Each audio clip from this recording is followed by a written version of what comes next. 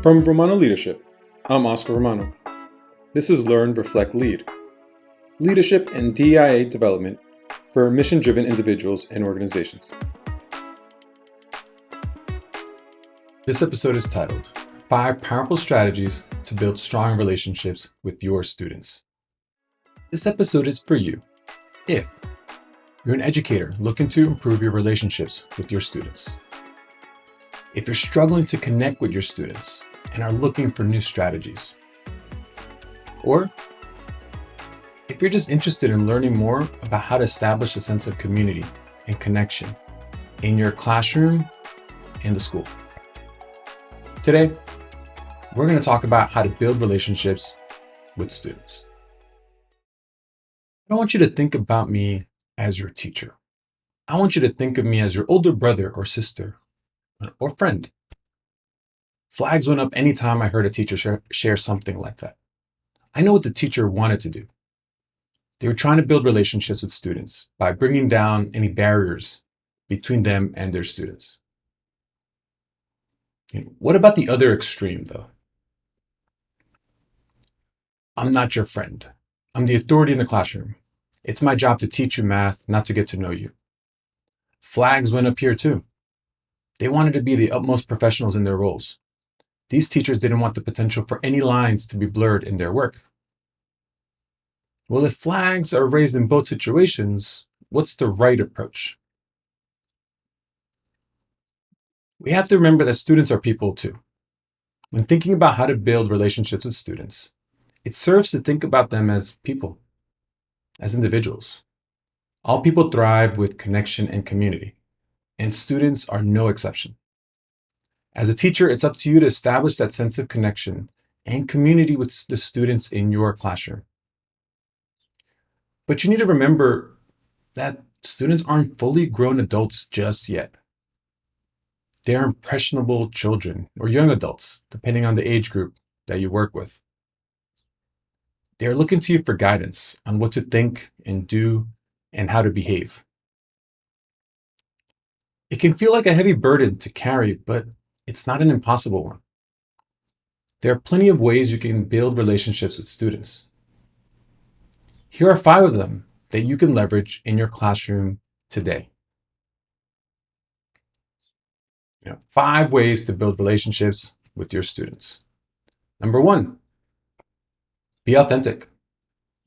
Students will know when you're putting on an act.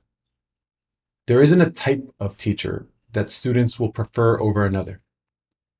I've seen students be totally bought into both no-nonsense teachers and, cool teachers.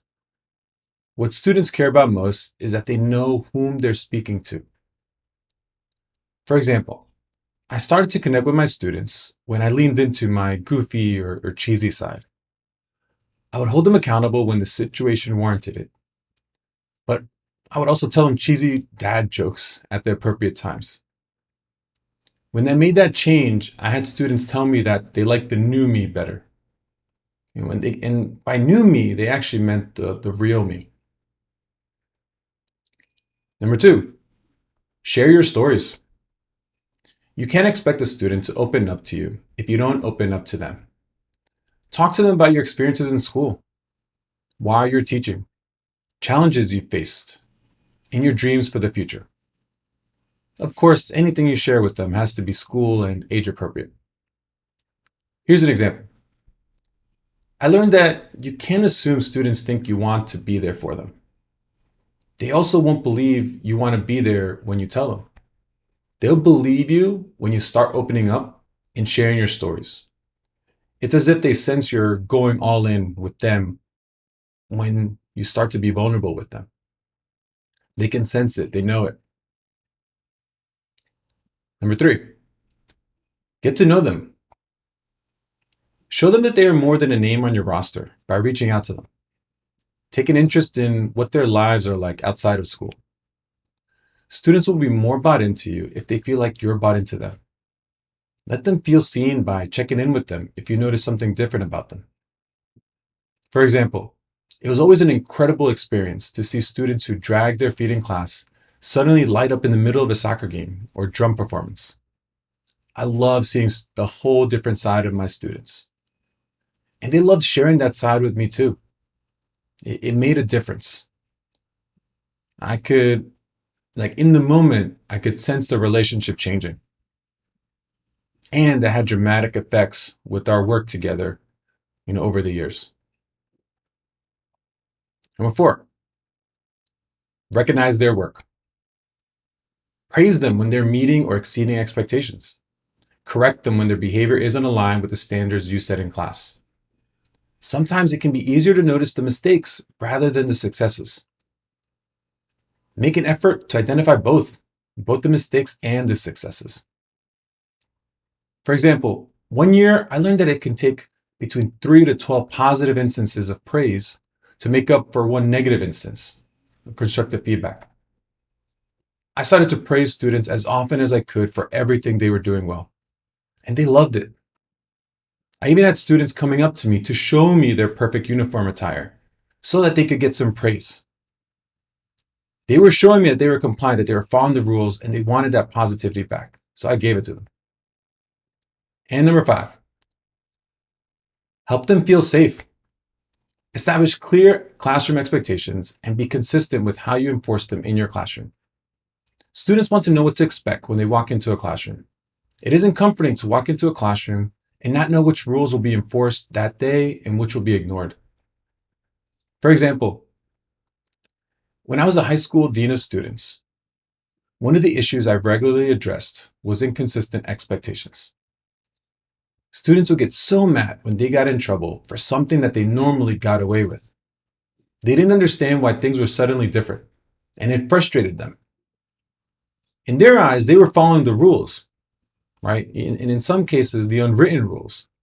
And so when those rules started to get changed, there's a lot of confusion. And oftentimes, that's where a lot of behavior issues come about. All right, so it's the end and it's time for you to commit. I want you to think and reflect. Which of the 5 strategies discussed in this video do you think would be the most effective in building strong relationships with your students, and why? And have you ever had a teacher who successfully built a strong relationship with you? What did they do that made the biggest impact on your connection with them? Let me know how it goes. Thanks. That's it for this episode of Learn, Reflect, Lead. Thank you for watching on YouTube or listening via podcast. If you're interested in more, you can find me at romanoleadership.com or connect with me on LinkedIn at Romano Leadership. If you like this episode, please share it with your friends, subscribe, and leave a review. I'm Oscar Romano. Until next time.